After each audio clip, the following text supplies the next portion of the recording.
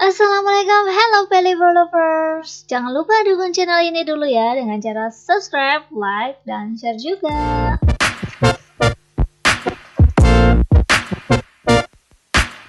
Mary Bell, seorang psikopat cilik yang ceritanya sudah sangat mendunia. Mary sendiri terlahir dari rahim seorang pekerja prostitusi alias pelacur.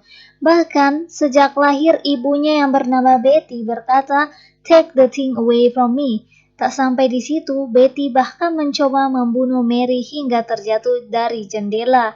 Dan percobaan pembunuhan yang kedua yaitu dia memberinya obat tidur hingga overdosis yang menyebabkan Mary mengalami kerusakan prefrontal cortex di dalam otak hingga mempengaruhi sikap dan kehidupan Mary.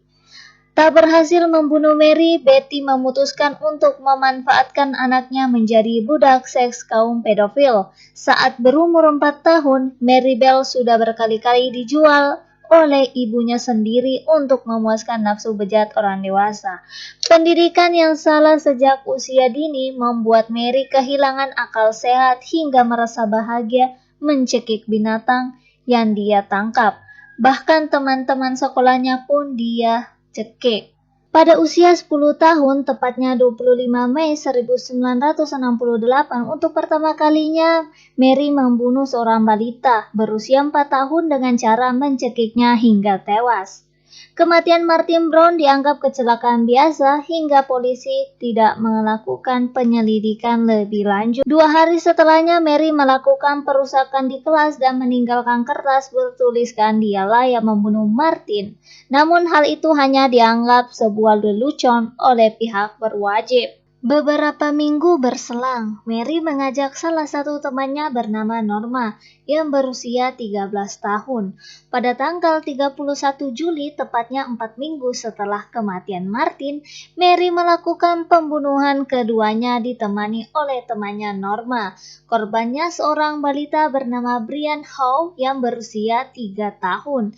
Dia pun dicekik hingga tewas. Namun yang berbeda dari kasus pertama, kasus kedua lebih brutal yang membuat kehebohan dan kepanikan warga setempat.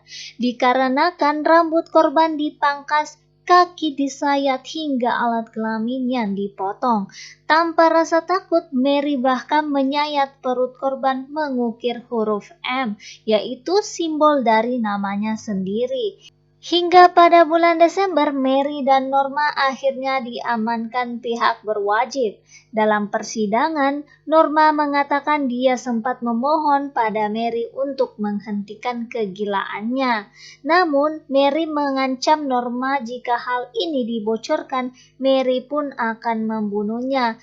Alhasil Norma pun dibebaskan karena dia hanya diancam saja, tanpa melakukan pembunuhan seperti yang dilakukan Mary. Adapun Mary yang telah mengakui pembunuhan itu dengan alasan untuk kesenangan semata, Mary pun akhirnya dijatuhi hukuman 12 tahun penjara. Setelah bebas, dia pun diberi nama dan identitas baru karena kasus sebelumnya dia masih di bawah umur. Itulah kisah dari Mary Bell. Semoga ini menjadi pembelajaran bagi kita semua karena pendidikan dini itu sangat penting.